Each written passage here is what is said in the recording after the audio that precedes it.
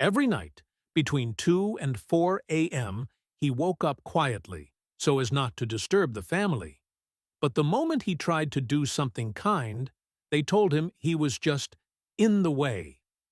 What happened next completely changed his place in that house. They say waking up between 2 and 4 a.m. is a sign of a troubled spirit.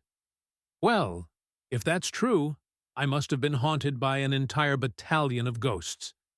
Every night, without fail, I'd open my eyes around 3:17 a.m., staring at the ceiling fan above my daughter's guest room bed, listening to it creak like it was slowly giving up on life. Kind of like me. Let me set the stage. My name's Walter. I'm 72. Widower. Vietnam vet. Father of 2, grandfather of 4, and apparently, according to my daughter Rachel, a temporary guest who overstays out of guilt. Touching, right? I moved in after my wife, Eleanor, passed.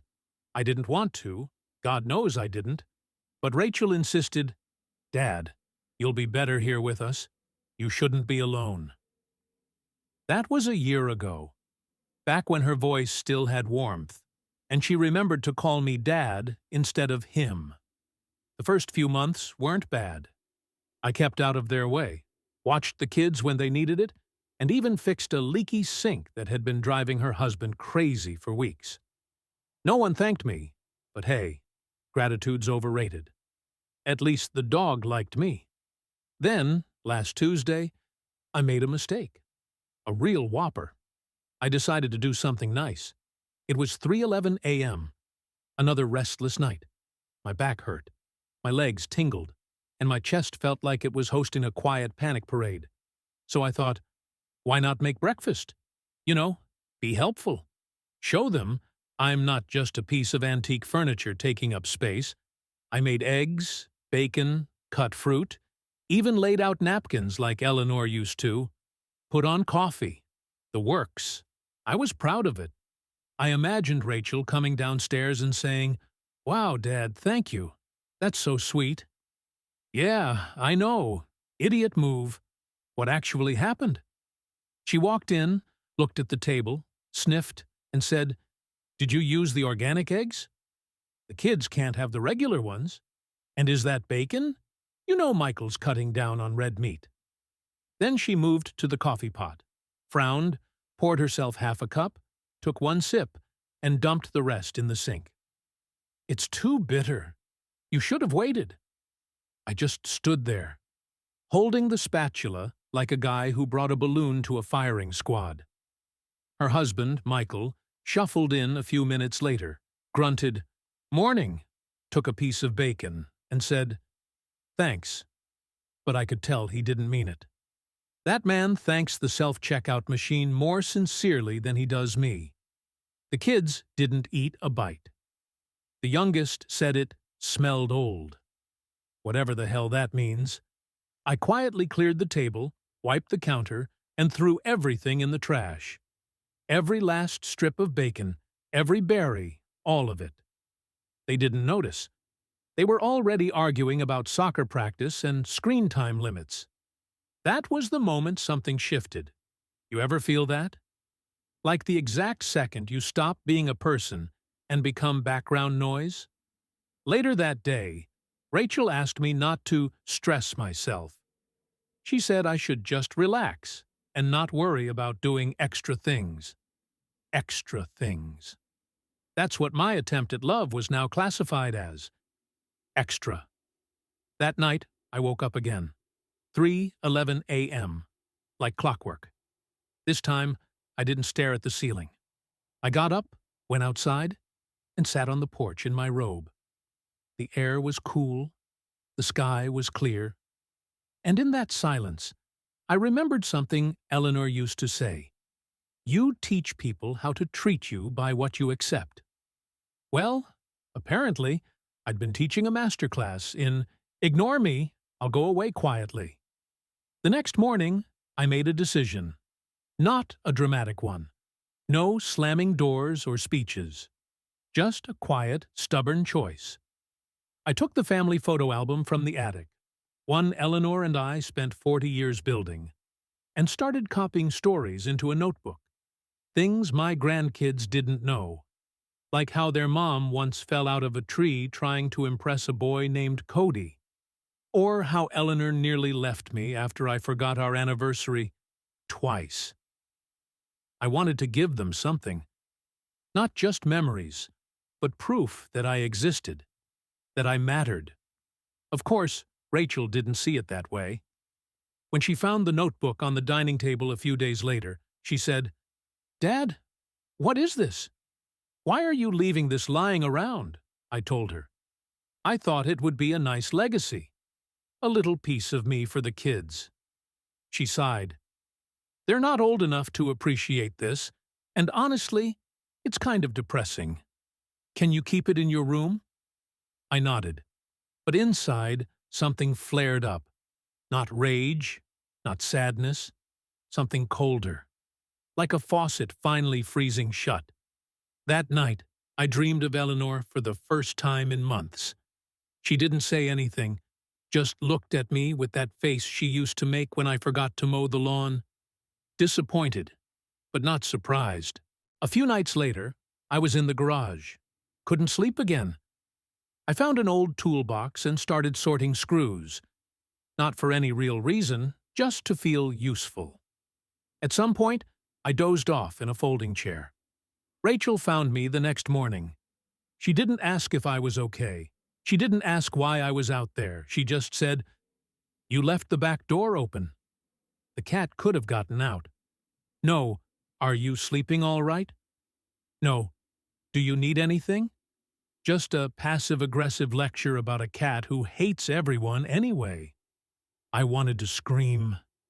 Instead, I went back inside and made my bed in the basement. They didn't even notice. But let me tell you this. Something's brewing. You can feel it when things go just a little too quiet. When people stop pretending they care and start treating you like a burden, they're too polite to admit they resent. That's when you know you're not part of the family anymore. You're a project, a responsibility, a checkbox on a to-do list labeled "Be nice to Dad."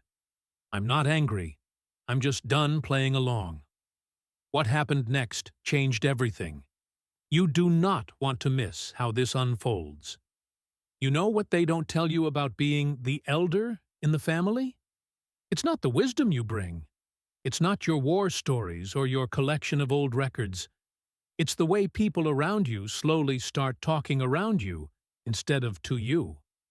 Like you're a potted plant. Decorative, mildly useful, and easily moved to the corner when someone needs the seat. It was a Thursday morning when I overheard Rachel on the phone. I wasn't eavesdropping. I was standing 3 feet away. But she didn't lower her voice. She didn't even pause. "He just sits there. Sometimes he's in the garage at 2 in the morning. I don't know. It's like he's haunting the house." Haunting. Like I was some creaky ghost in slippers, opening cereal boxes too loud and looking sad in the hallway. She was talking to her friend Heather, a woman who once tried to explain how my toaster was bad for the environment, while sipping from a cup made of plastic, thicker than my skull. Heather, who once forgot to say hi to me at her kid's birthday party, even though I was handing out the soda. Rachel went on, "I'm just saying, maybe he'd be happier in one of those communities. You know, with other people his age." A community! As if I were a misplaced sock that needed to be put back in its drawer with the other socks. I didn't say anything, just walked into the kitchen and poured myself a cup of Rachel's over-roasted organic chicory brew she called coffee. Tasted like burned mulch, but it gave me something to hold while my hands were shaking.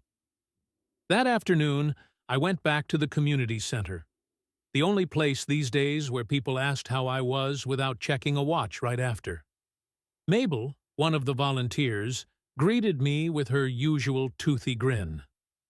"You look tired, Walter. Trouble sleeping?" I nodded.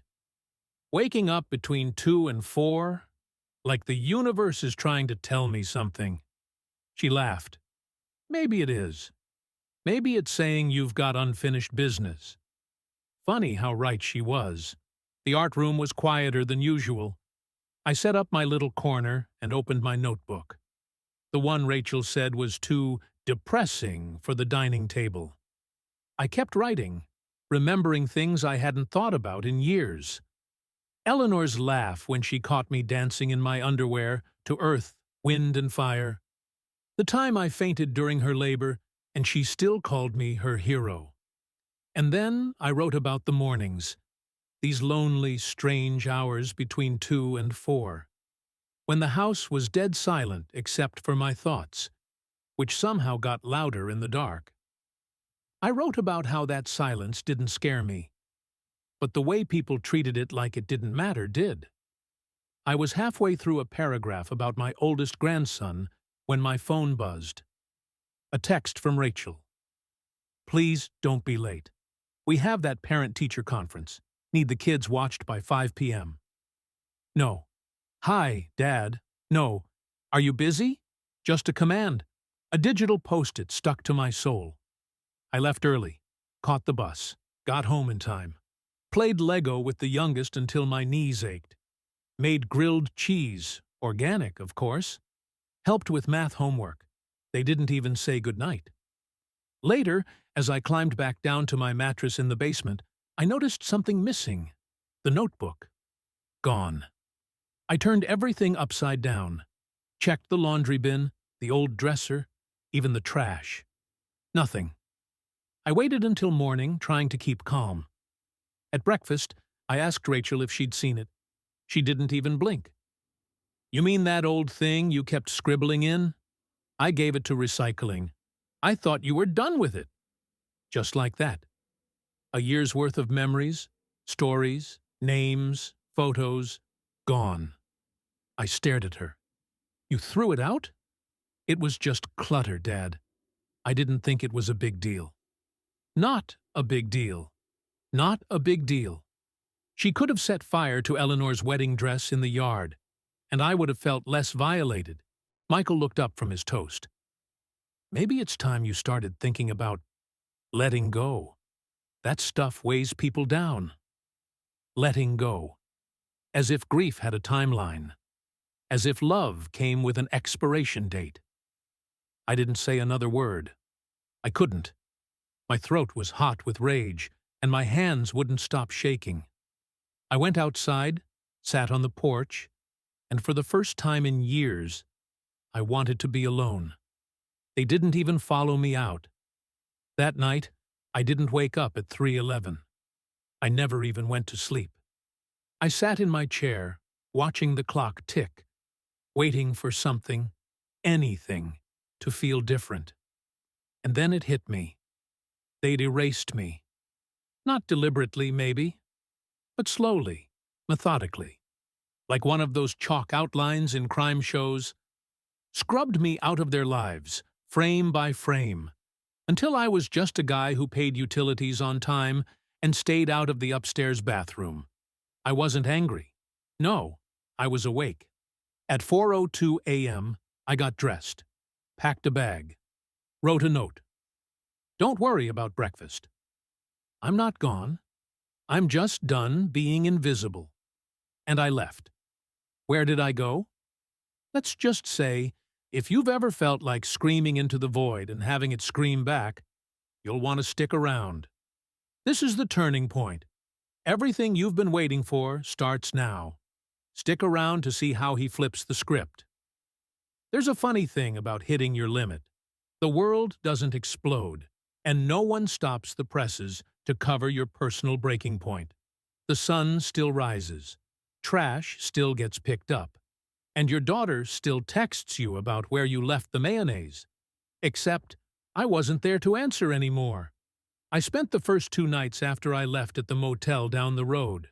The kind of place with thin pillows and sad vending machines that only ever give you pretzels when you want chips. It was fine. Quiet. Too quiet, even for me. But quiet was what I needed. After 72 years of being useful, responsible, dependable, and increasingly invisible. I wanted noise on my own terms. You know who I called first? Not Rachel, not Michael, not even the grandkids. I called Marvin.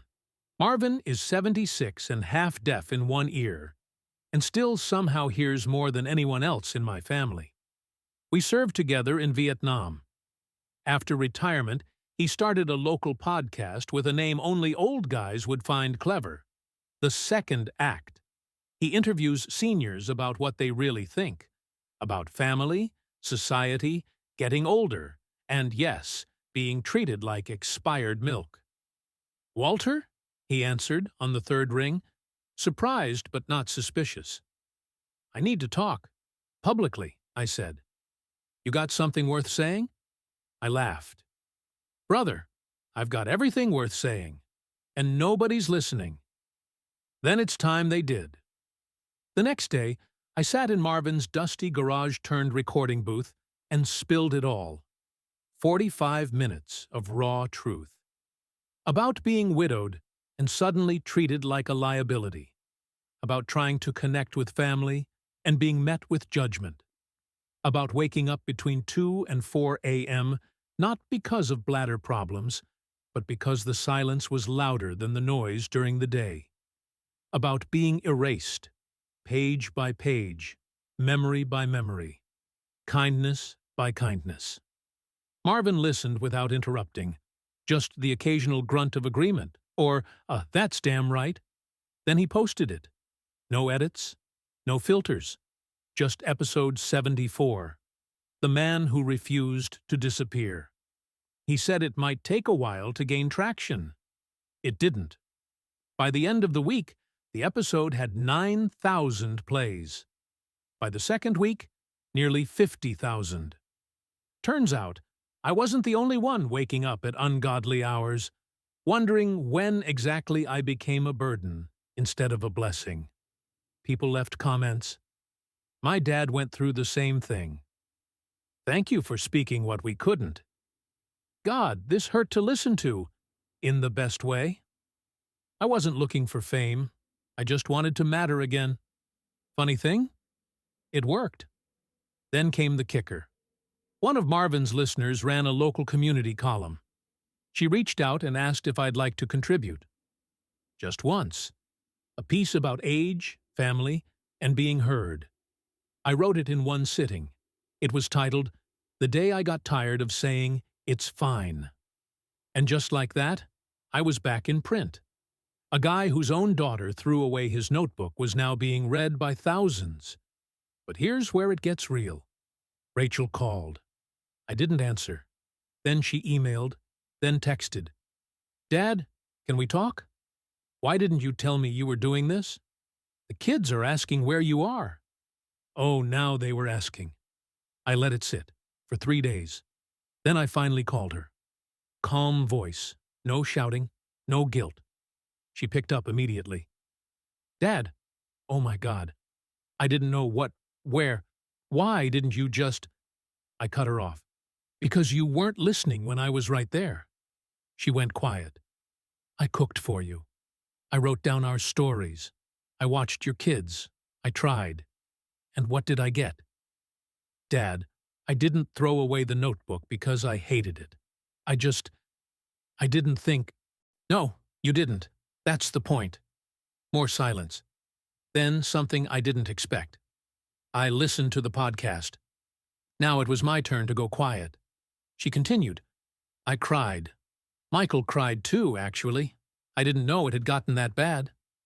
"It didn't get bad, Rachel. It was bad. You just didn't look close enough." "I'm sorry." Those 2 words hit me harder than I wanted to admit. But I wasn't ready to play the wise old man who forgives everything after one apology. "Sorry's a good start, but I'm not rushing back to be a ghost in your hallway again." She nodded. I could hear it in her breathing. "I understand."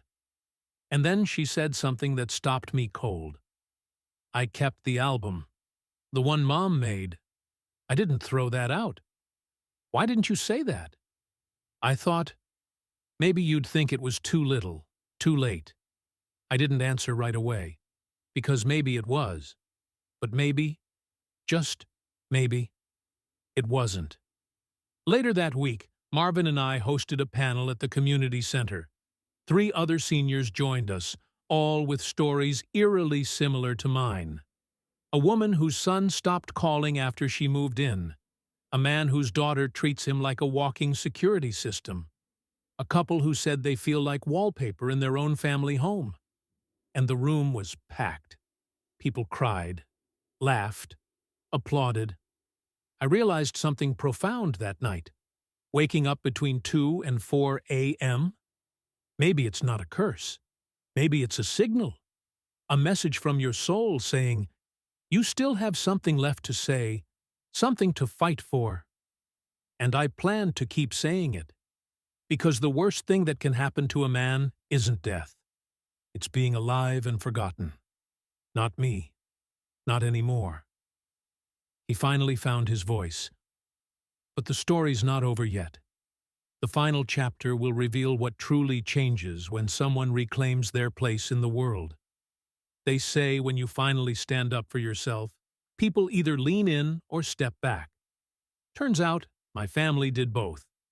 After the podcast, the article, the panel, I became something I hadn't been in a long time. Visible. And let me tell you, visibility is a hell of a drug for someone who's spent the last few years feeling like a coat rack with a pulse. My story didn't go viral or anything. I wasn't signing books or getting invited on talk shows, but people started looking me in the eyes again. Strangers, neighbors, even Rachel. That alone felt like a revolution. A week after our phone call, she invited me to dinner. Not dinner because we need a babysitter, or dinner because Michael burned the soup again. No, this was different. She cooked, set the table, cloth napkins even. She made pot roast, the one Eleanor used to make, with the same seasoning I always said she used too much of. She still used too much of it, but I didn't say anything. And then, get this, she said, grace. She'd never said grace before, not once, not even when Eleanor was around.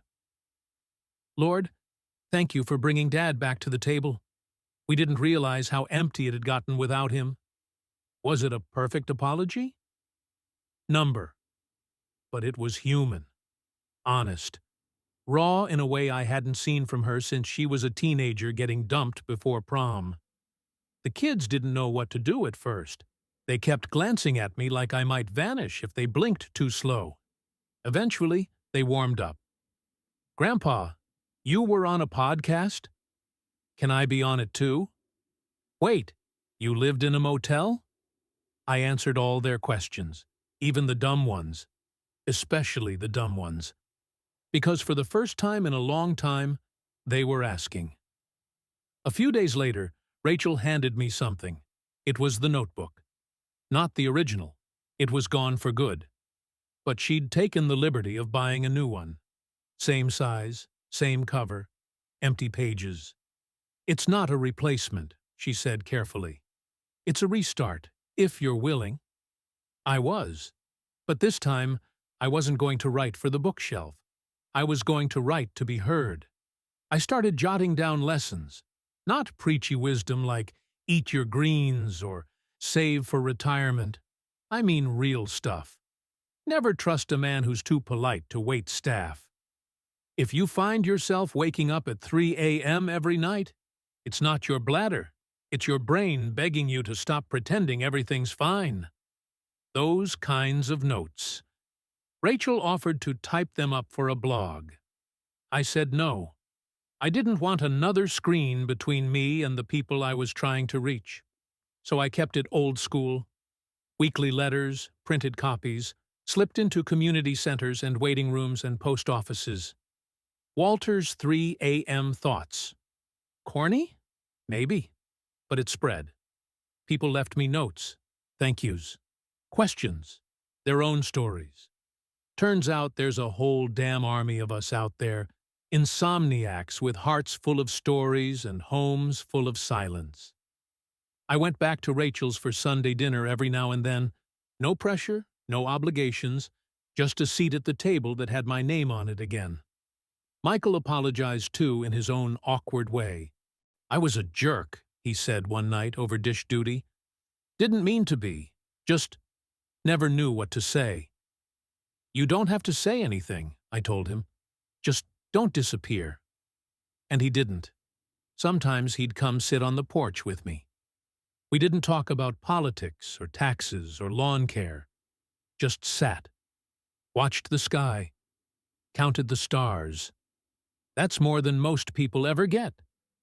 Now here's the part no one tells you about reclaiming your place in the world.